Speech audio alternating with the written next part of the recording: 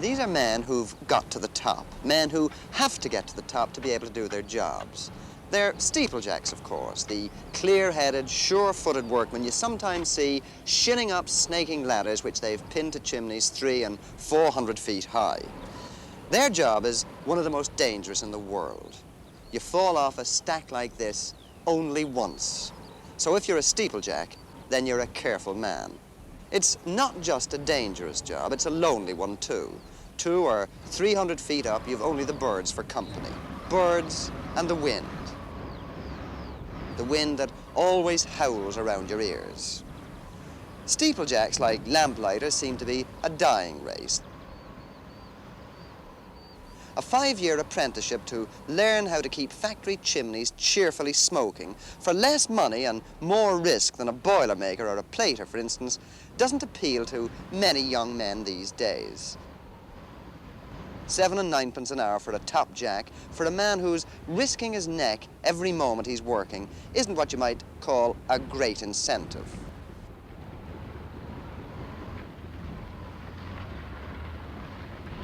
It takes more than a head for heights to be a steeplejack. You need good sea legs too, and a strong stomach, because the big chimneys can sway like a ship on a bad channel crossing. But chimneys are getting higher and higher. 1,000-foot monsters are already on the drawing boards. Power stations in Britain will soon have 650-foot stacks, and the scarcity of trained steeplejacks to build and to maintain them is worrying British industry. Some firms have a backlog of 6 or 9 months' work, and not enough men to do it. But one British firm, the biggest firm of steeplejacks in the world, thinks that it's found the answer to the problem. They've started a school for steeplejacks. The students are taught the theory and the practice of their trade. Now, the idea of this exercise is to get into the chair, pull yourself up, tie yourself off, and transfer from this chair into that chair without holding on to any of the scaffolding. Now, it's very important that you tie this knot properly because your life depends on it. Right, now I'll have a go, and then you can all have a go after me. I'll show you what I want done. Pull yourself up. But it's sheer practical demonstration that really counts when it comes to showing you how to live in the air hundreds of feet off the ground. Transfer over to this one.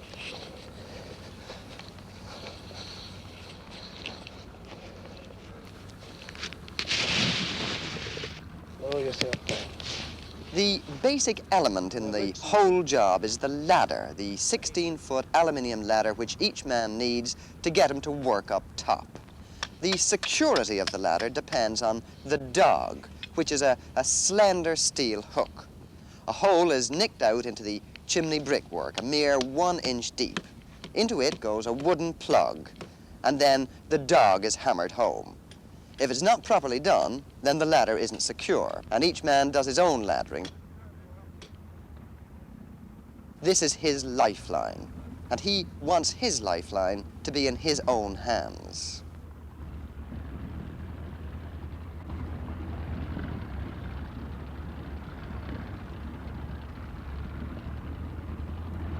Mr. Bowman, just how dangerous is this job?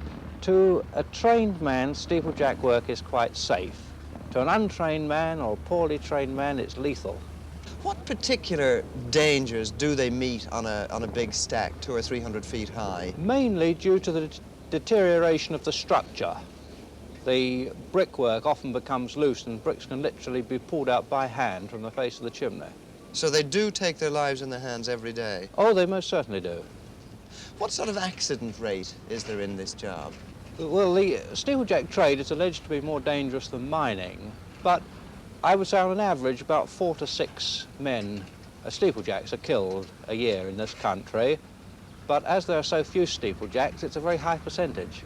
Have you lost any men yourself at any time? We have in the past, yes. What sort of qualities do you look for in a man who comes to you and says, I want to be a steeplejack, I want to join your course? Well, most of all, dependability. Fitness and general ability, alertness and keenness. It's no good having a man take the job just for the money. He's completely useless. What is the money? Well, that varies tremendously from a semi-skilled man to a fully trained steeplejack, but it would vary on the average between 20 to 30 pounds, but a really skilled man would earn considerably more. So the semi-skilled men, although they take the risks, they're not really very highly paid, are they? No, not as such, no. Have safety methods improved at all over the years? I would say so, yes, most definitely. Steeplejack work basically at the moment is as it was 100 or even 200 years ago, but far more care is taken of gear. The men are far more intelligent. They take a great care of their equipment because they realise their lives depend upon it. What was your job before you took up steeplejacking? Well, I came out the Navy and then I went baking, you know, confectionery, wedding cakes and so forth. And what made you decide that you wanted to be a steeplejack? Well, the bakery I was in was underground, and I thought to myself, well, I might as well have a nice outside job. Not today, mind you. But in the summer, I wanted a nice outside job, so I decided steeplejacking. Well, what sort of things do you have to watch out for? Do you have to sort of go into any training or keep yourself physically fit or anything like that to be a steeplejack? Yes, you've got to keep yourself fit. You mustn't get too fat. You mustn't get overweight. This is one of the great dangers, drinking, I suppose. Yeah. You wouldn't want to go up there with very much of a hangover, would you? Yeah, I wouldn't mind. It wouldn't be blown away. The men who come here to the school, and you're now instructing in the school, the men who come here, do they come from any particular trade? Are they already in the building trade, for instance? Building trade, and a vast majority is ex-Navy, merchant Navy. And What attracts people them around to there. it, do you think? Well, I think it's a job that not very many people can do. I mean, there's a million people in such and such a trade, but there's not a lot in steeplejacking. And you're really on your own once you're up top. Well, now, somebody like me who's never been up a stack, could I climb up this stack up here? Well, I reckon you could, but as you've never been up, if you do want to go, I'd like you to put on the harness, and that'll be okay. Well, I might have a try. And this is the harness you want me to use? This is the harness. Right. It is very comfortable, although it looks a bit awkward. Take it into. Ah, what is it, a parachute harness? Yes.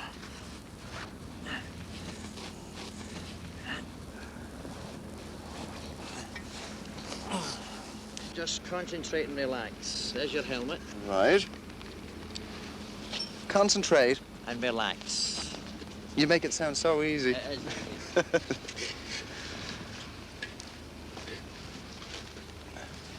Well, this is a 120-foot brick stack, a boiler stack they call them, on a laundry in southeast London.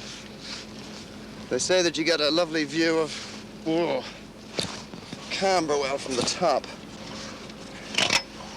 I'll soon be able to tell you whether you do or not, I hope. Isn't there a phrase somewhere? It's as easy as falling off a chimney. Or is that one I made up myself? Well, this is a hard way to get to work. It gets very windy, but you can feel the heat coming out of this chimney. Or at least I can. Oh, these boys can have this job. I think I'll come down.